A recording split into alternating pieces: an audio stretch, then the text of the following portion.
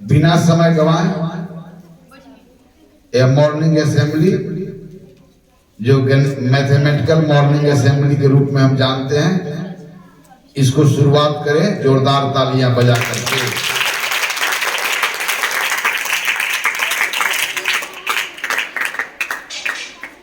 तो आज हम इस सदन में समानांतर रेखा युग्म के होने के शर्त पर हमारी चर्चा आपके साथ हो रही है। अब तक हमने यही सीखा कि दो रेखा समानांतर है तो त्रिअक्षेदी रेखा के द्वारा बने हुए प्रत्येक एकांतर कोणों का अंश माप का जो युग्म हो, प्रत्येक कोणों का जो एकांतर कोणों का युग्म है वो अंश माप में बराबर होते हैं।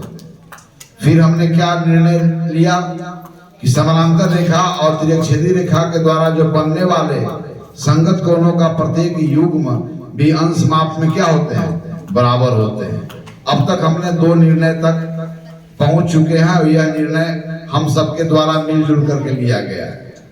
ओके, आज हम लोग समानांतर रेखा होने का जो एक और शर्त है ना, उन शर्तों के बारे में हम लोग चर्चा करेंगे। क्या जब दो रेखाएं और ट्रांसवर्सल दी गई हो तो अंतः कोणों का त्रिअक्षेदी रेखा के एक ही और अंतः कोणों का दो युग्म प्राप्त होते हैं, उनके अंश माप में कौन सा रिलेशंस है, इस बात का हम जांच करेंगे, लेकिन हम लोग गतिविधि के द्वारा। ओके, तो मैं चाहूंगा कि इसमें से कोई विद्यार्थी एक आवे और आज आपके सदन में आप ही के द्वारा निर्णित जो यह विषय है उसके बारे में आके घोषणा करे। चलो, तो आज किस विषय के ऊपर हमारी चर्चा होगी आपके साथ, आपको बताना है। समांतर रेखा के युग्म का निर्णय त्रिअक्षेदी रेखा के एक ही और बने अंतःकोणों के युग्म के अंश माप के योग के आधार पर। यही टॉपिक है आज की ना। क्या है? समानांतर रेखा युग्म का निर्णय किसके आधार पर? तो त्रिअक्षेदी रेखा के एक ही ओर बने अंतःकोणों के युग्म के अंश माप के योग के आधार पर।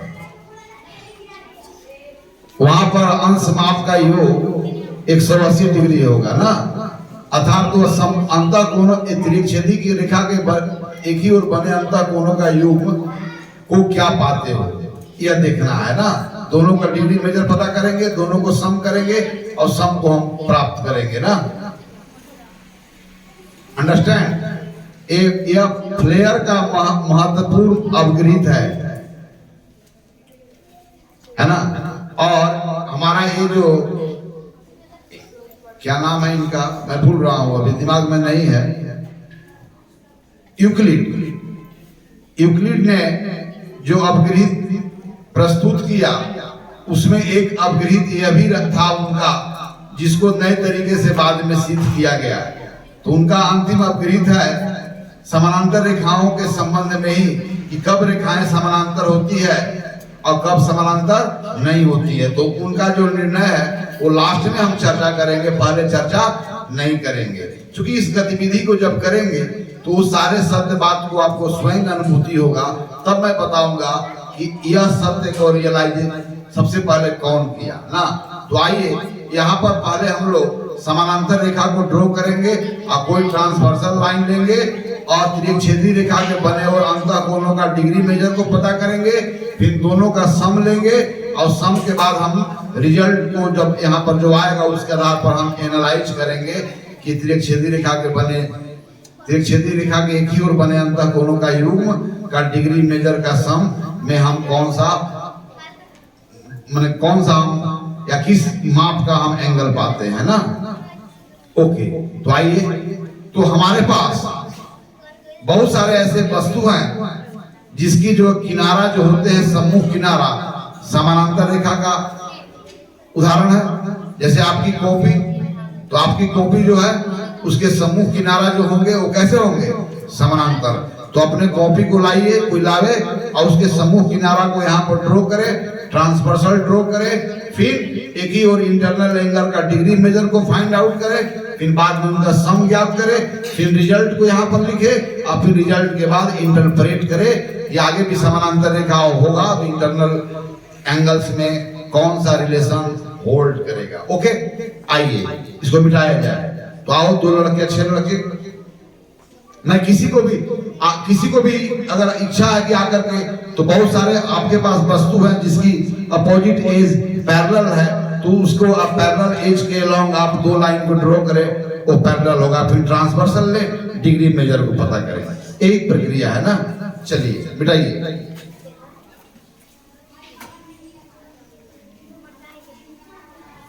समानांतर रेखाओं के निर्णय के बारे में हम जानकारी प्राप्त कर रहे हैं, राइट। मैं हमेशा कहा हूं कि हमेशा नग्न आंखों के द्वारा एक ही तल में दी गई दो रेखाओं को समानांतर है अथवा नहीं है सटीकता के साथ नहीं कहा जा सकता है। तो इसके लिए हमें कोई ना कोई गणितीय तरीका विकसित करनी होगी। तो यह सब गणितीय तरीका है जिसके आधार पर हम कह सकते हैं कि दी गई रेखा युग्म समानांतर रेखा युग्म है अथवा नहीं है। इन्हीं के बारे में हम जानकारी प्राप्त कर रहे हैं।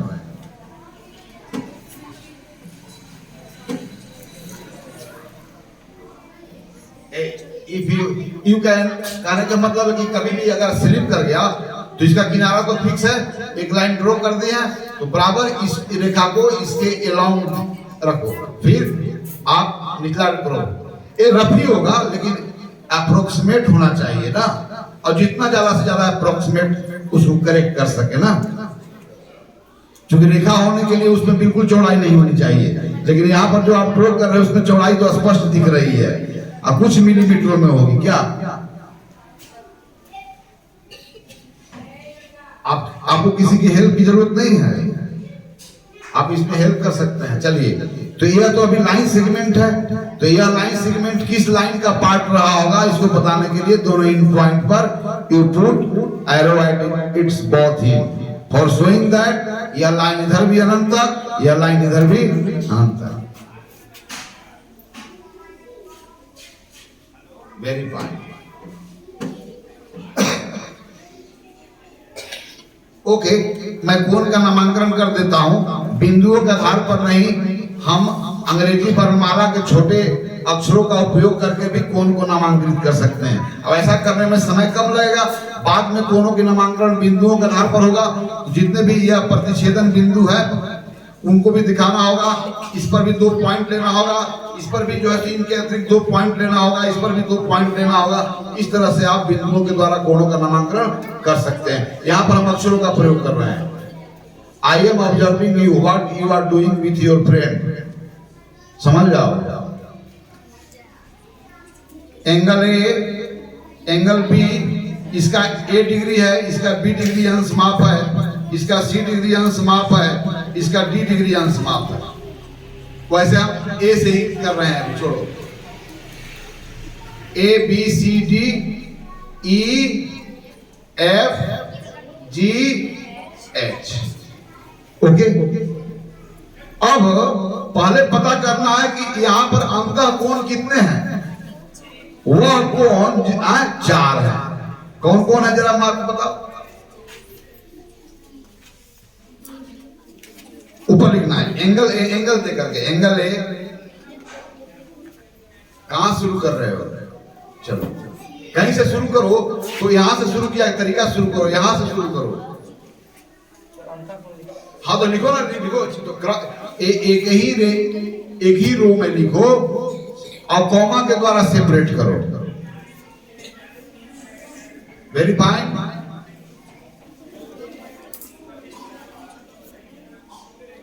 हाँ, एंगल का नामांकन यहाँ अंग्रेजी वर्णमाला के छोटे अक्षरों के द्वारा कर रहा है। Very fine. इतना ही नाम का कौन होंगे, कौन कौन आपका कौन होंगे, जरा अनाउंसमेंट करो। Angle C, angle D, angle E, angle F. Yes, very fine.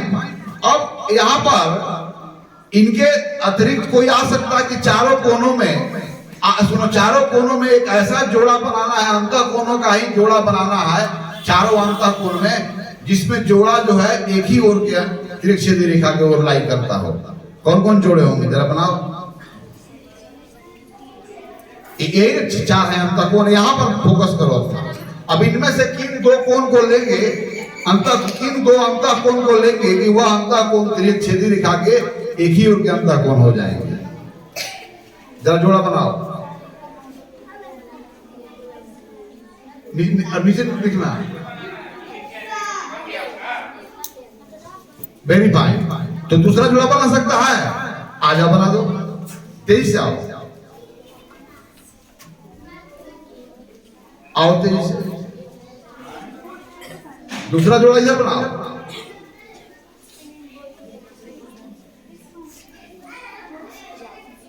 Very fine. चलो अब मैं यहां पर लिखता हूं, एम लगा दिया। एम का मतलब क्या हो गया, मेजरमेंट ऑफ एंगल सी, मैंने degree measurement of angle C and degree measurement of angle A, degree measurement of angle D and degree measurement of angle C E. Sorry, यह आपको फाइंड आउट करना है। और किस डिवाइस का प्रयोग करके, प्रोटेक्टर। यहां पर है ना प्रोटेक्टर जी, किधर है, यस। तो आप एंगल मेजरिंग डिवाइस का यूज करके दोनों पेयर का डिग्री मेजर को पता करो और इसके बाद फिर क्या पता करना है, sum of their degree measure, sum of their degree measure. यहां पर ये पता करना है, यहां पर दोनों एंगल का अलग अलग डिग्री मेजर को पता करके और फिर लास्ट में sum of their degree measure या sum of the degree measure of both, ये पता करना है। चलिए आइए, कौन करेगा, आओ 23 से। और कोई मेजरिंग कर सकता है एंगल को, आओ। इन दो एक ही ओर के जो अंतर कोण है, इनका डिग्री मेजर को पता करो। एक आध 2 डिग्री में अगर अंतर आ जाए, 2-3 डिग्री का भी अंतर आ जाए, तो उसको अप्रोक्सीमेट इक्वल ही मानना ना।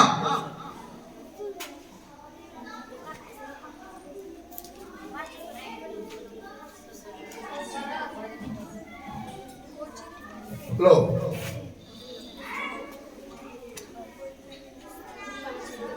चलो अब एफ को पता करो।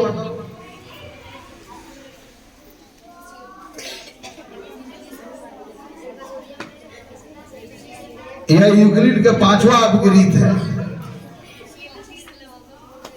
यूक्लिड ने उसे अपग्रहित कहा, लेकिन अपग्रहित के रूप में इसे स्वीकार नहीं किया गया, इसको प्रमेय के रूप में स्वीकार किया गया, है ना। यूक्लिड ने ऐसा बताया लेकिन स्पष्ट नहीं कर सका ना। Fifth postulates of Euclid, A postulate है।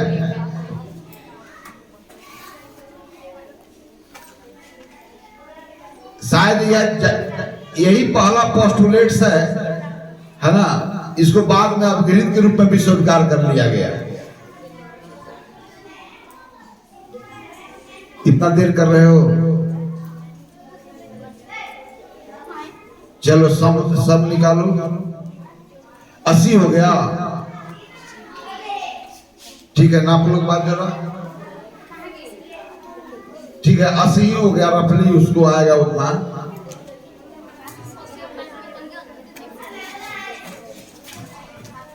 देखें कौन कौन आप रही हो। हाँ ठीक हो, चलो 360 रुपये दो, 10, 20, 30, 40। चलो यहाँ पर आओ। चलो अब नापो कितना हो गया। ये सही है, बीच बीच करना है। ये सेंटर जो है, ये लाइन जो है, इसको इसके रेखा के बीच में रखो। कितना हो गया, पतले को इस तरह से ही नापना है। यहाँ पर तो एफ को नापो तो मेरे सामने आप लाइन को एफ को नाप रही हो, कहाँ नाप रही हो एफ को। चलो हटो पर हटो, एफ को नाप रही हो 360 को यहाँ पर फिक्स करो जरा, या 180 को फिक्स करो यहाँ पर। अब इसका अच्छा यहाँ पर रखो, अब मध्य में रखो। अब चलो तो यहाँ से चलो, तब गलती मेजरिंग कर रही हो। इतना का 5 डिग्री 2-4 डिग्री 1-2 डिग्री का अंतर आ सकता है। चलो वेरी फाइन। अब दूसरा कोई आकर के एंगल ई को मेजर करेगा। कौन मेजर करेगा? तुम नहीं।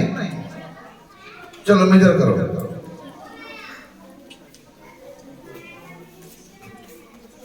एंगल ई यहां पर स्पष्ट। चलो जल्दी करो। एंगल ई को मेजर करना है तो कहाँ है? ये सेंटर लाइन, सेंटर लाइन मत में रखो। यहाँ पर ये सेंटर लाइन इसके मत में अगर नहीं पत्ता सा रेखा है जिसके पीछे पीछे रखो। अब चलो यहाँ से पढ़ो। कहना 0 को माना। इधर से ई ने कौन नापना है? कौन को नापना है? ई को नापना है। हाँ चलो ठीक है, ठीक है, ठीक है। अब चलो चलो और लाओ एकदम। हाँ चलो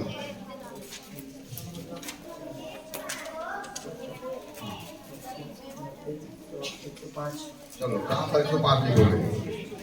चलो 105 लिखो।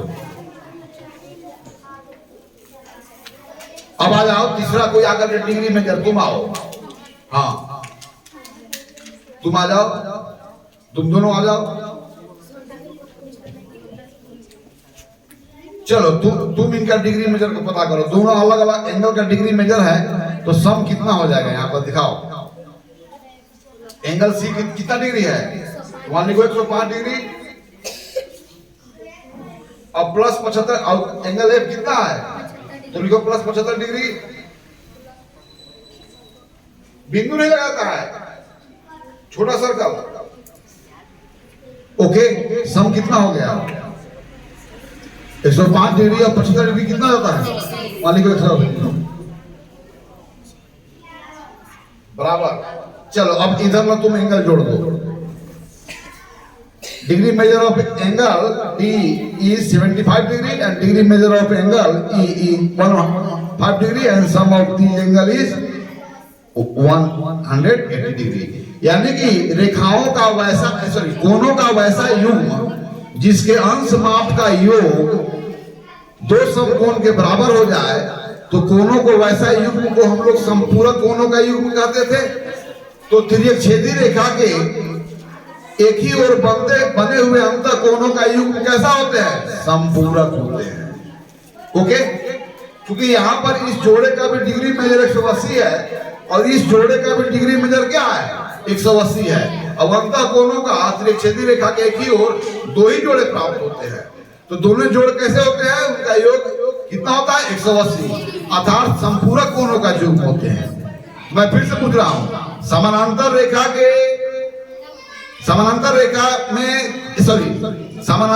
के तिर्यकछेदी रेखा के एक ही ओर बने अंतर कोणों का युग्म कैसा होता है? संपूरक कोणों का युग्म कि पूरक कोणों का युग्म? इसका मतलब यह हुआ कि 2 रेखाएं समानांतर तभी होगा जब ट्रांसवर्सल लाइन ड्रॉ करें उनके लिए और एक ही ओर अंतर कोणों के जोड़े का डिग्री मेजर पता करें। अगर वह संपूरक हो गया उस स्थिति में रेखाएं अवश्य समानांतर होगी, अन्यथा रेखाओं का युग्म कैसा होगा? प्रतिच्छेदी रेखाओं का युग्म होगा। ओके, समझ गए ना? तो हम लोग क्या निर्णय लिए कि समानांतर रेखा के तिर्यकछेदी रेखा के एक ही ओर बने अंतर कोणों का युग्म यदि 180 डिग्री है, बने अंतर कोणों का युग्म का अंश माप का योग 180 डिग्री है, तो निश्चित रेखाएं क्या होगी? समानांतर होगी। ओके, यह समानांतर रेखा के निर्णय लेने का एक तरीका है। हम एक ही ओर तिर्यकछेदी रेखा के एक ही ओर बने अंतर कोणों के युग्म के अंश माप के योग के आधार पर हम डिसीजन ले सकते हैं। Given pair of line is either pair of parallel line or a pair of intersecting line. Okay, so आइए समझाइए। तो निर्णय भी आपका होगा। इस गतिविधि के द्वारा हम लोग किस निर्णय तक पहुंचे कि समानांतर रेखा में तिर्यकछेदी रेखा के एक ही ओर बने अंतर कोणों का युग्म कैसा होता है? संपूरक कोणों का युग्म होता है ना?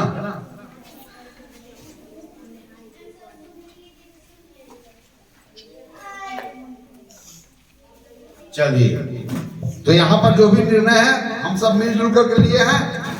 और यहाँ पर किस,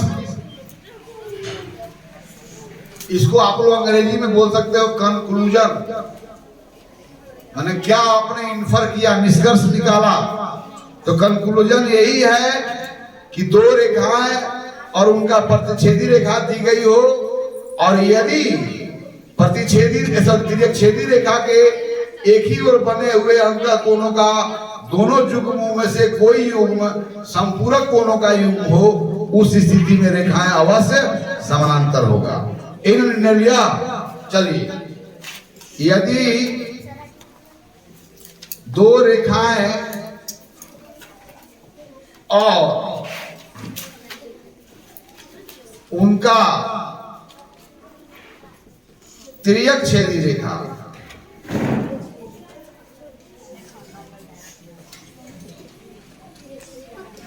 दी गई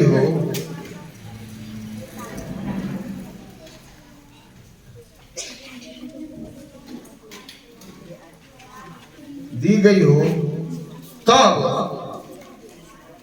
तिर्यकछेदी रेखा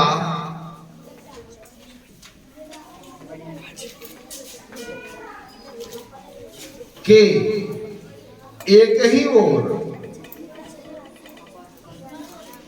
बने अंतःकोणों के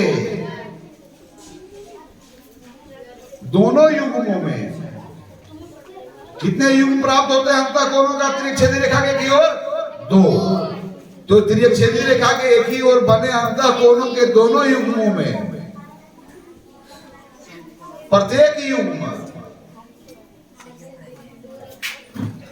कैसा युग्म होता है? संपूरक कोणों का युग्म होता है। मैंने संपूरक कोणों का युग्म है।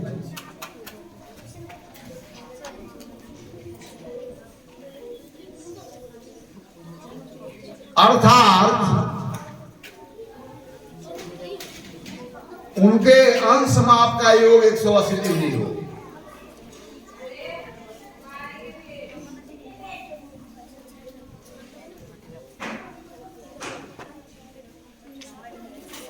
तब दी गई दोनों रेखाएं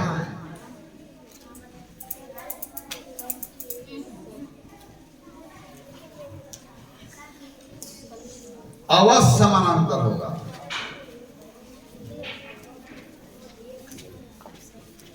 रेखा का युग्म होगा।